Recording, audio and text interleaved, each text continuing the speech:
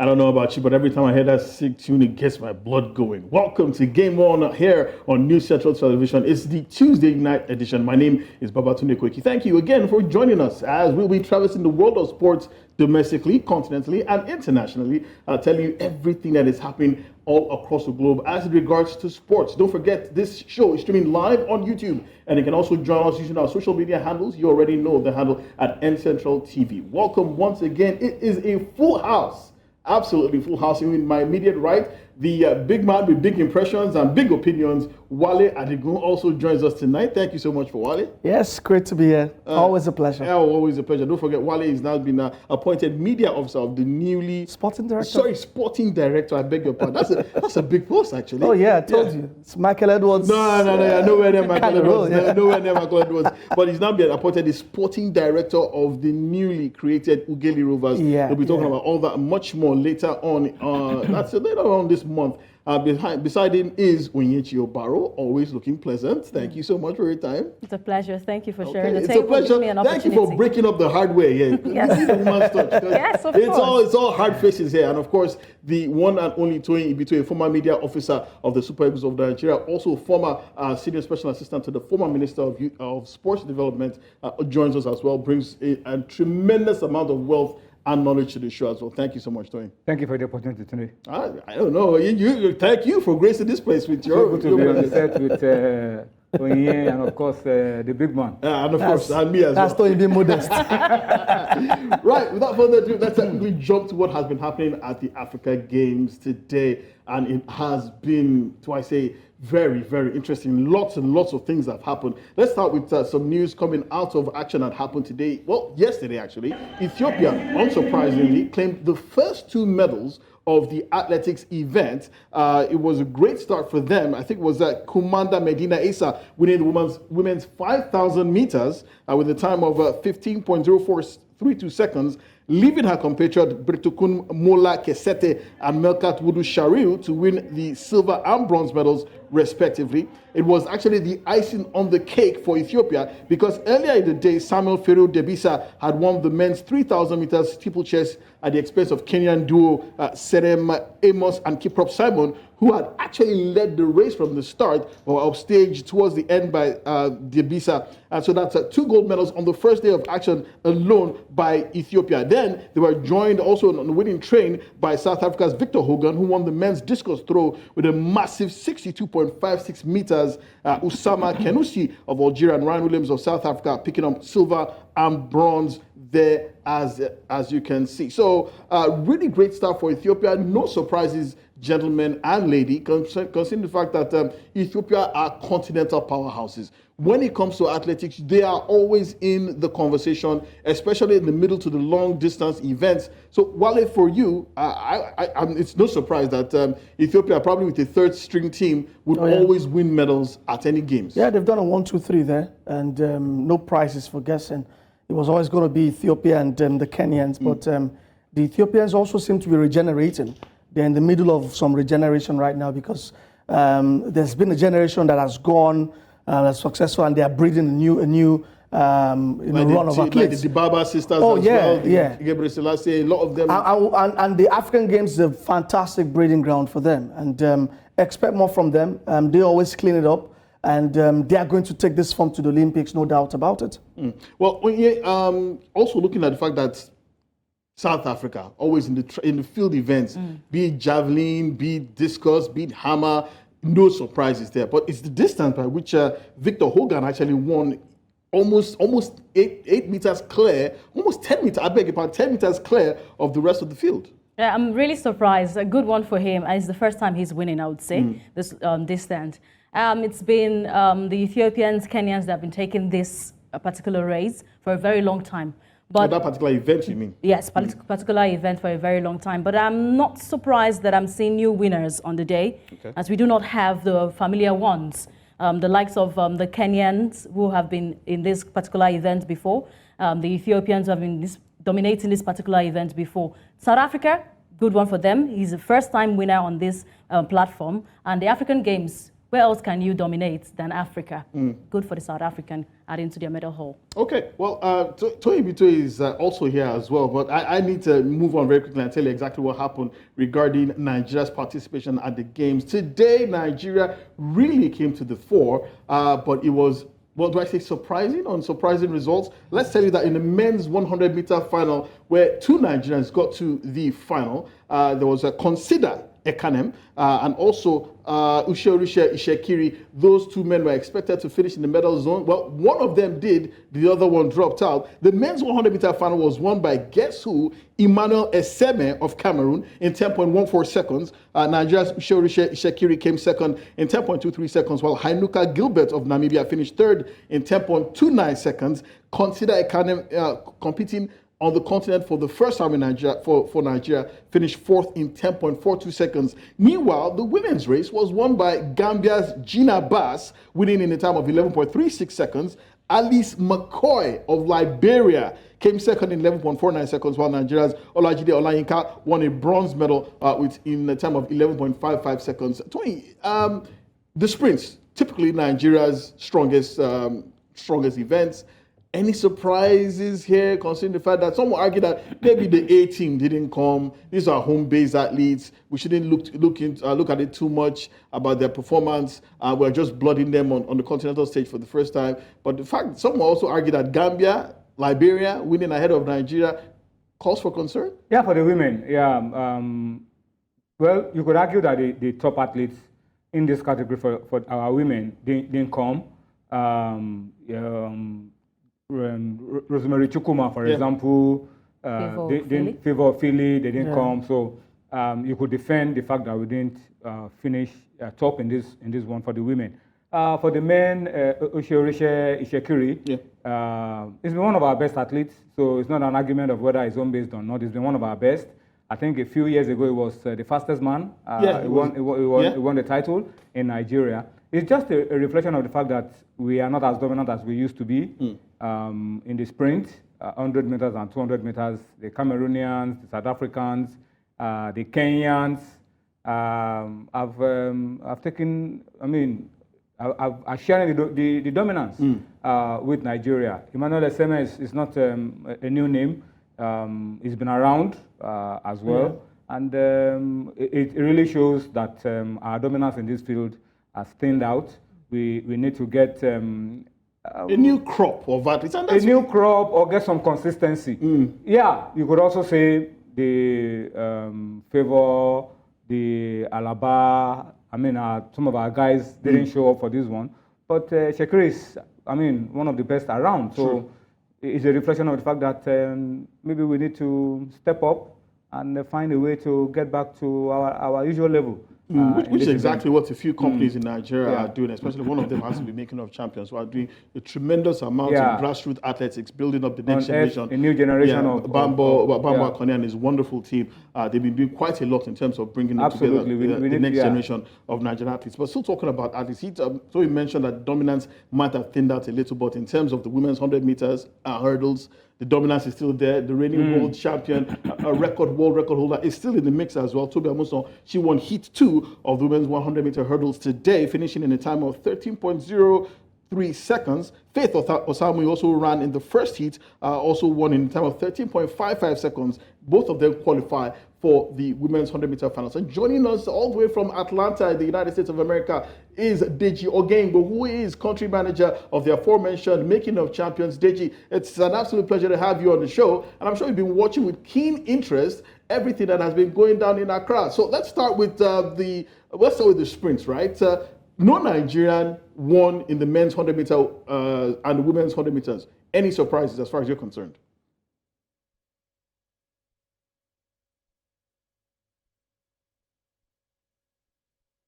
Yeah, as well as Wale. And I would say I'm not surprised, because you would say this is our B team or our C team. There are some experienced folks there. Obviously, Shekiri is not a green-on when it comes to competing. This is his second African Games. He won a bronze medal in Rabat 5 years ago. right? There was Raymond Ekevo, who snagged gold. Then Raymond obviously has gone down the drain. He's having issues with the US, and he's not been able to compete for a year, right? But I mean, when you talk about our A team, definitely you have to put Favour Ashe in the mix. You also have to put likes of Sheye Ogunlewe in the mix. These guys have been consistent alongside Itsekiri.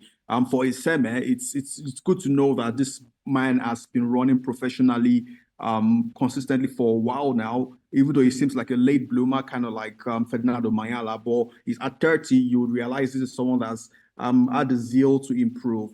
Now, the old good guys about the African Games is a large chunk of the people that are here are based at home or are running professionally on the circuit. So, but you find a situation where a large chunk of our very good athletes are running in college. And because of the NCAA indoors just finishing, as well as a situation where they're trying to get into the outdoor season, you don't see the likes of Gotsen Brume around. Ella, who has been running very well too in college circuit, is not around, and a host of others, right? That is the price we have to pay for the US developing some of our top stars.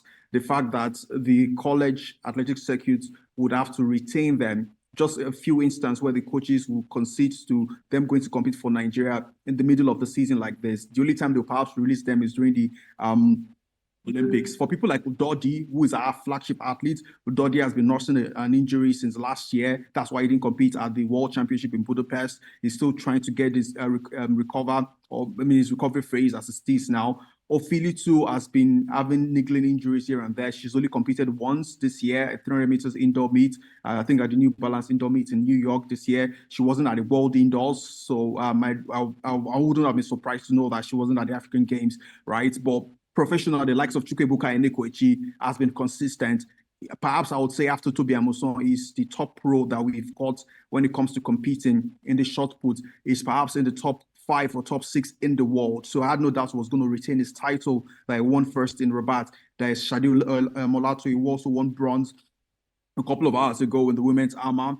There's also Chioma Onyekure, who is also going to go for discus gold. Don't forget, Chioma also won Commonwealth gold at Birmingham 2 years ago. So it's a mixture of everything put together, right? We are still an athletic powerhouse, but the fact that most of our top athletes are in college has swayed so many of our potential medals away. Wale was talking about the Ethiopians. I'll tell you what, that they are so dominant and good in the long distance that all the athletes that won yesterday, you perhaps I'll say are C-class athletes, right? The likes of Elizabeth Gidey, Gotosom Gebrese. These guys are competing at half marathons for their teams, NN Running Team and Global Sports Communications, and they don't need to be at the African Games. Faith Kipyego doesn't need to come here for Kenya. Perhaps Mary Mora is the only top-class athlete for Kenya. But Deji, sorry to interrupt you. Is this just a measure of just how low in terms of the pecking order that the African Games has come, whereby the top athletes feel they don't necessarily have to come and compete, and why the likes of Athletics South Africa are currently having their own classics in South Africa right now, where the world-class athletes like Letsile Tebogo are currently competing? Is it just a measure of the fact that, the African Games no longer feature as prominently in the global standings? You're absolutely right. You hit the nail on this edge, because it's insulting that they put up a schedule of a top African meets within the African Games. I understand that it got moved from August up until to March of this year. But regardless, I mean, we as the Making of Champions, we try to organize meets, and we also look at all of the schedule, and we want some of the top athletes to come and compete. Now, I understand the likes of Akani Simbine. I spoke to Ferdinand Mayala at the World Indoors, and he was still contemplating. But just the mere fact that he would see that this is not something worth his while, it's an Olympic year. They need to prepare for the Olympics, and they're having to make the sacrifices, right? And the African Games is almost not worth it. As a professional athlete, how much are you going to earn for winning top prize at the African Games, right? You need to pay your bills. And that's why I have my utmost respect for Tobi Amuson. She always shows up regardless, right? At the African Championships, at the African Games, she's a world record holder. She's at the level of Faith Faith Kipyegon, Eloy Kipchoge. These are world record holders in their events, but Toby still manages to show up every single time. Same thing with Chukwuebuka and Nnamdi, right? People might have their reservations about Favour Ofili, but it's not just a Nigerian thing. It's an African thing. It's a global thing. Some of the best sprinters in Africa, Ferdinand Omayala was the world African record holder in the event. Akane Simbine, who was a multiple African champion too, not showing up, being at the South African AKA Classic. Leslie Tebogo, who was the next big thing, not just in Africa, globally, competing in the 400 meters where his teammates were competing at the African Games. So it just tells you where it is in perspective, right? So you saw the South Africa hockey team not also competing, but you also have to look at it in perspective, right? The organization of the games itself, them moving in the calendar, athletes cannot plan well. I can tell you for free that a large chunk of them will still not be at the African Championships in June in Cameroon, because the Olympics is their priority. So it's just the reality. As it stands now, it's going to be a breeding ground for the younger athletes or the B or C class athletes as a stepping stone to better get to the top level. Yeah, Deji, hope you're doing great right there in ATL. And I wanted to talk to what you said about the African Games and its dwindling fortunes, because I think that is important that the organizers find a way to ensure the African Games becomes a sort of a qualifier for the World Champs or probably for the Olympics. I think yeah, exactly. Although I think it's poor planning to also have the Games in an Olympic year. But here's my question to you. Gina Bass is Africa's fastest woman as we stand right now with what she did at the African Games. Emmanuel Eseme was still in Silesia, I think at the World Champs last year in Poland. So he's someone who's been around the block. It was in 2019 World Champs in Doha as well.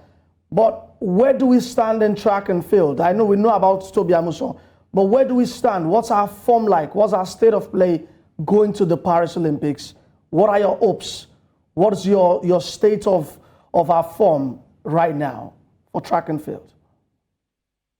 So the reality is our chances are very slim, right? Every athlete's dream is to compete at the Olympic Games, but ahead of that dream is also to win a medal.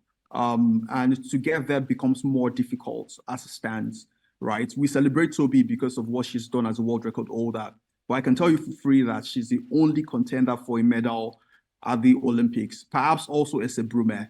And it's sad to say that 2-3 years down the line, they still remain our major contenders at major championships, right? Toby, because of what she was going through before Budapest last year, the World Champs, finished sixth. Esiri Brume not only missed out on the medal for the first time, breaking her streak, right? Finishing fourth at the World Champs. And that was it, really. Udodi, who I'll tell you, as of 2021, was at the same cadets with Leslie Tebogo, Gotsen Brume, Favour Ashe, right? These guys were running in the 100 meters and 200 meters, running top level times. Tebogo has literally surpassed them. Now, yes, what happened? Gotsen Brume came to the United States to run for LSU. So his measure of progression would stagnate based on what his school wants in NCAA. He's still a talented athlete. Udodi has gone professional, but he's suffering injuries.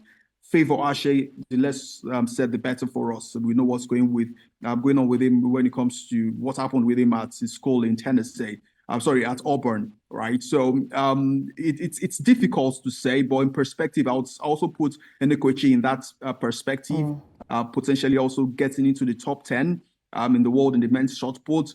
Perhaps Chioma Onyekere, but our chances are slim, right? But I would put it down to this. The investment we put in track and field is not, it's terrible, it's an eyesore. The sort of money that Toby used to train to prepare herself for this, perhaps it's north of $50,000 every single year. We struggle to even find track to let our athletes compete, and that's conveyor belt where Deji winning the African Games 100 meter title when we hosted in 2003, competing as an home-based athlete, Mary Onyali, Chioma Okwara, these guys literally were doing it on the home soil, right? But you will struggle to even find track that will develop these stars, and they have to be shipped to the United States. That's the only solution as it stands now, right? So that conveyor belt has been broken, and hopefully hopefully we set it right from developmental phase. Okay, Deji, just finally before I let you go, so you've painted a pretty gloomy picture, right? Most likely we're not going to win a medal in track and field at this Olympics this year. So just how key is the work that development companies like Making of Champions, how key is your work in developing these next generation of athletes in order to feed them into the system so that they can keep Nigeria's pride of place in global athletics? You've talked about lack of track, excellent track in Nigeria. I know you struggle for a lot of times to even get any decent track to hold competitions. I also know that you struggle to even keep the Nigerian athletes in this same system because you've been forced to ship some of the best of the cream of the crop to the United States into the NCAA system. So just how key is the work that sports development companies like Making of Champions, how key is your work in ensuring that this Nigerian athletics, basically in the sprints, doesn't die out? So the realization that we can only discover them, that's what we can do at best, right? And despite the mitigating circumstances around not finding suitable track, the old school system, we organizing MTN Champs as it stands now, and making it similar to what's happening with the Jamaican high school champs, that's the popular champs. It's the realization that it's going to be different from the Jamaican champs. With the Jamaican champs, a large chunk of their athletes, once they're discovered, they're done with high school, they turn professional under the best of coaches. So you have the likes of Michael Frater, Stephen Francis. These guys have coached Usain Bolt, Coach Shelley Fraser Price, looking at this next generation of athletes to train them. And they've got the University of Kingston, they've got the Kingston Stadium to do all of this. But we can't say that. I mean, you were in Abuja a couple of months ago and you saw the patches on our national stadium track. So where do you want the best of coaches to train them? Kudos to what Delta State are doing, right? Where they've got camp for some of these younger stars. But the whole aim of it is to ensure that they transition into the United States. But we are Making of Champions. We're organizing these competitions just to discover them. We've got a lot. And we as long as we've got a large pool of them, we would always be ahead of the likes of South Africa, likes of Botswana in that developmental pool, right? Oh, sorry, that discovery pool. Now, but the most important part is the developmental pool. And because we're shipping them to the United States, we will just have to work with the time plan of the United States. And the orientation that they get is also key, which is one phase that we are trying to sort out now. We have a pre-developmental plan, keeping them in a year in an athlete's house after discovering them, and letting them understand that it's not just track alone that can make you successful, or becoming a professional athlete can make you just successful. A lot can also happen off the track as well, as like you mentioned regarding Favor Ashe right now. Yeah, so absolutely. So some of the shenanigans that they do when they come to the United States has also derailed them, right? You're meant to come here as well as compete, study, take care of your stuff, and turn professional, but they go into all sort of things. So that's developmental phase in terms of training and exposing them to what to expect in the real world of track and field is very key. And that's what we take very important at Making of Champions. So ensure that aside them doing those stuffs, they also are well-formed athletes, professional. And that's why I've got my utmost respect for Tobi Amusan. She did that, spent just 2 years in college, right, at the University of Texas El Paso, turned pro, and we could see our growth. We can all see the results now. Yeah, Deji, I know if I let you keep talking, you probably take up the whole show. But thank you so much, Deji. The only person I can see that I can tell you for free that's on that trajectory is Udodi Onwuzurike, right? He just finished from Stanford, turned pro, even though for injury. But you could see that his path is clear for success. It's very clear. Deji, I really have to stop you here, but thank you so much. Always a pleasure having you on the show. You bring a refreshing insight, depth of knowledge, and you're really well versed in this particular industry. So thank you so much for your time. Always a pleasure having you join us on the show. Toyin, I think he said it all. The real problem really is not discovering the athletes. We always have talent in every sport. Football, boxing, basketball, athletics as well. It's the development phase, how we get these athletes to be well-rounded individuals, both on and off the track. Absolutely. That's where we have a challenge. You discover them, they are talented, but then the transition from the phase of being discovered to finishing on the podium, to getting to the top of your career, to making the best of the opportunities is a different kettle of fish altogether. And of course, we have evidences everywhere. When I remember someone like Divine Ududuru, for example, how we started and how things went south and where it is at the moment.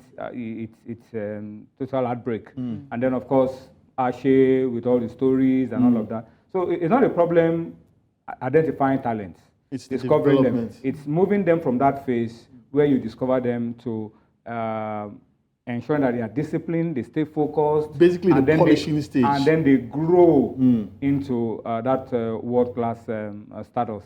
Okay. And then reflecting on the African Games, the game has become heavily commercialized. Everything you do for money. So if you are not able to keep your events within schedule and also put on great incentives and bring incentives to bring the athletes to compete, you're not going to find them. It's not so much about the national honors or apart from a few athletes like Toby that Deji mentioned. Is heavily commercialized. Sorry, today I just wanted to raise a point, just quick one. I fear that we also are not talking about what the sports policy of the government is, because there has to be where government comes in here. What is the policy of the government on the day on sports? I talked about it last week, because if you don't have that, look at Egypt. Egypt are in potentially every sport in Ghana. Yeah. They are winning everything. South Africa as well. The government is very much involved. So we have to also ask ourselves, what is the policy? What is the body language of the government of the day towards sports? Yeah. And a very interesting and a very compelling question that a lot of people have really failed to answer, most especially the government of Nigeria. Hopefully we'll get some fine answers from the ministry and the Minister of Sports Development in the near future. You're still watching Game On. We'll take a short break. When we return, we'll be talking more about the African Games, and we also have a very special guest. We'll be talking about esports, football, and much more after the break. Thank you so much for staying tuned. You're still watching Game On here on News Central Television. I still have Onyinyechi Ogu-Obaroh in the studio with me, alongside Wale Adigun and, of course, Toyin Ibitoye. We'll be talking about the African Games, and I just quickly brief you about everything that's happening today. Nigerian boxers are in action. Some of them are already in the medal zone. Let's quickly tell you those ones who are in action today coming up on your screen. Nigeria really doing well. Some of them are already in the medal zone. The likes of Dolapo Omole, who has already qualified for the Olympic Games. He was in action yesterday. He's also in the medal zone already. Some of them are also in the quarterfinals action today, trying to get into the semifinal. In case you don't know, every boxer who gets to the semifinal is guaranteed of at least a bronze medal. You just saw Cynthia Ogushemilore on your screen, and she was also going to be in action today. Let's quickly tell you that football also is a key part of the Africa Games. I beg your pardon. The under-20 national teams of these countries are participating. Yesterday in women's football, there you have it. The Nigerian women's under-20 national team, the Falconets, they defeated Uganda by 2-0. They are in the final, and they will face old rivals Ghana, who defeated Senegal 3-1 in the other semi-final. So if you ever wanted an interesting game to watch at the ongoing African Games, you have one now. It's a Nigeria versus Ghana in the women's football final. And in men's football today, the other semi-final games were held. Uganda defeating Congo 4-2. This Ugandan team has surprised everyone. Nobody expected to get out of the group. Then they don't get to the final. Something is definitely going down in Uganda. Maybe everybody took their eyes off Uganda, but somehow they're in the final, and they got there by merit. They beat some really good teams, including Nigeria, to get there. There's another game currently going on. It's Ghana under-20 national team facing Senegal. It's currently goalless as we speak. Okay, earlier on I mentioned the fact that we have a very special guest joining us all the way from the United States, a man who used to be quite the singer and was a major star in Nigeria's entertainment firmament. He had hits from back to back with the likes of Mo Hits, and of course he's still making hits, but this time in a different sport as well, different field of endeavor. Esports is one of the largest and fastest growing sports divisions in the world. Globally, it is rated to be a $2 billion industry. And believe it or not, there are Nigerians who are involved in that as well. Joining us all the way from the United States of America is a man a lot of you know more popularly as Dr. Sid. We also know him as Sidney Esiri. Dr. Sid is in the house. Thank you so much for joining us and joining us on Game On. Thank you so much. That was such a powerful intro. I swear to God, my head is swelling. I don't know if it can fit inside these Trust six me, headphones. trust me, we're all fans here. We're all fans. So thank you so much for the great music that is still timeless and that we still continue to enjoy. But let's quickly get into esports now. How does a Dr. Sid, an entertainment icon, make the transition from churning out hit after hit to esports? What happened? I think I think that's probably the story of my life because the first time when I started doing music, people would ask the question, how does a doctor go from being a doctor to doing music? I think it's just the trend of what I've been doing and the way I see life. I think in life it's very important to have the ability to pivot.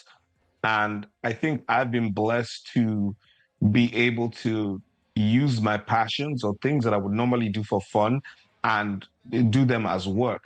So music is something that I was passionate about. I did that. I had a very successful career in music. I'm a passionate, avid gamer. I play video games. I stream live on Twitch and YouTube, constantly playing video games. But I've also realized that gaming is actually a very viable industry, and Nigeria and Africa as a whole are lagging behind when it comes to the infrastructure and the ecosystem.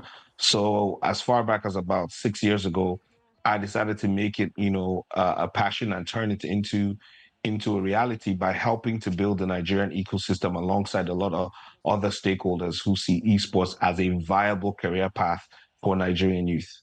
Well, you're also the founder of one of the biggest esports teams in Nigeria, Contender. And we heard Yeah.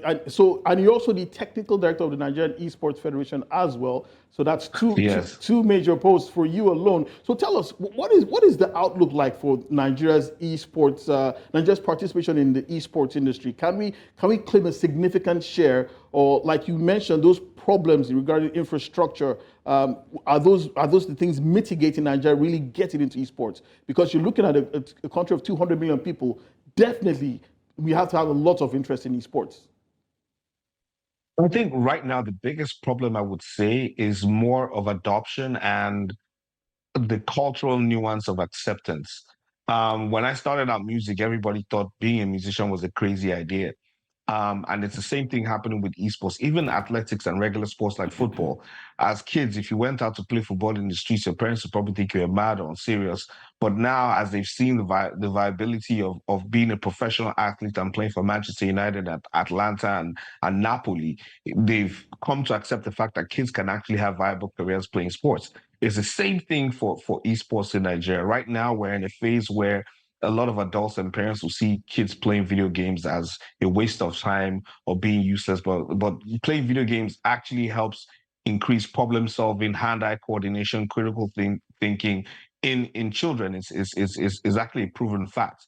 And now that we're having successful ecosystems globally when it comes to esports, I think this is now the time for Nigeria to understand that this is a field that is not going away, and we need to start accepting and giving people more opportunities to compete and participate. There are a lot of players in the Nigerian industry right now, from the likes of 1080, Zanoza, Gamer, Contender, who are trying to build this ecosystem to make it viable for the Nigerian youth.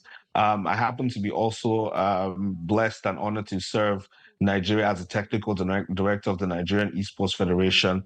And the idea, obviously, is to make sure, because a lot of people have, when you hear government situations, there's a lot of distrust. So it's nice to know that somebody who's part of the industry and passionate about it is in that space and making sure that we build the Nigerian Esports Federation and move forward to give Nigerian youth and Nigerian organizers an opportunity. And there's nothing more exciting than the World Esports Championships that's taking place in Saudi Arabia and Riyadh in November. We're currently organizing qualifiers to pick the teams and players that will represent Nigeria on the global stage.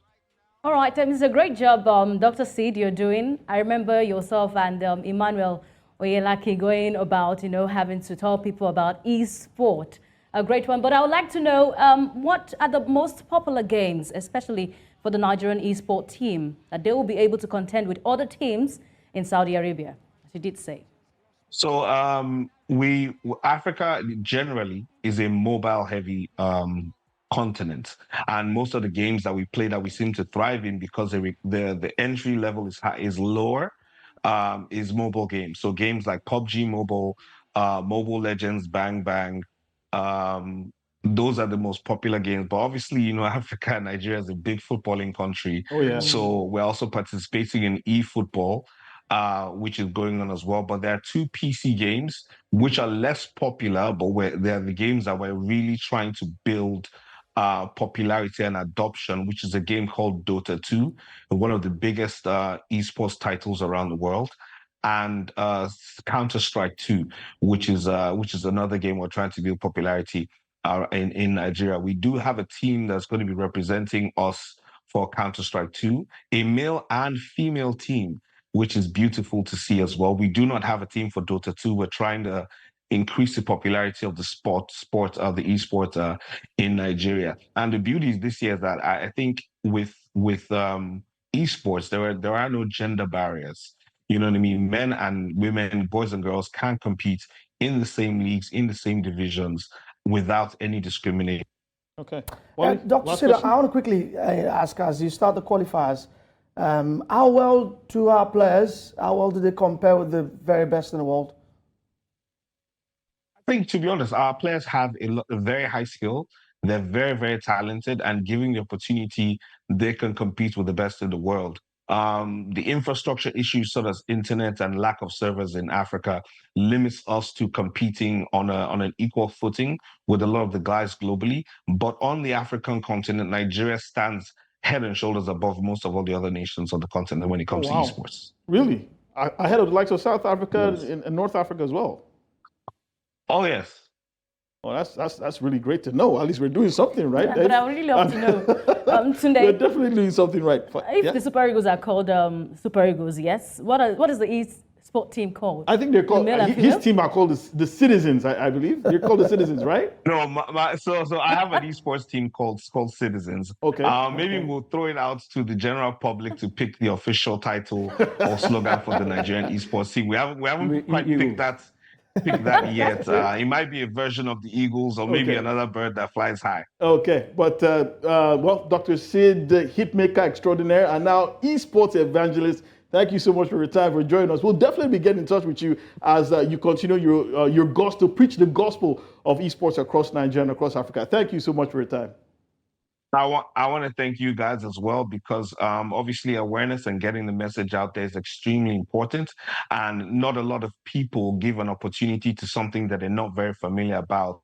And you guys are very interested in understanding what it is about esports and spreading the gospel and letting people see that there's a different world out there and they can be part of it as well. So thank you. Thank you. Thank you very much. Well, guys, in case you didn't know, some of the biggest football clubs in the world, like some Barcelona and some EPL teams, actually have esports divisions. Yeah, yep. So it's a completely growing. They buy players. Yeah, they buy players. And some of these players earn as much as millions, 6 figures. I also forgot to mention something. Oh, yeah? We actually have the first ever endorsed league. We have the ENPFL, which is the first EA Sports official league in Nigeria. And it is the electronic arts combining with the local Nigerian league to create a league for players. The qualifiers are going on right now, and a player who wins that tournament gets to represent Nigeria at the World EA Sports Championships. Fantastic. Wow. We'll definitely be looking forward to that. Thank you so much. The website is an absolute beauty, man. Thank you so much, Dr. Sid. It's an absolute pleasure having you on the show. We'll be definitely keeping tabs with you again as we progress. So,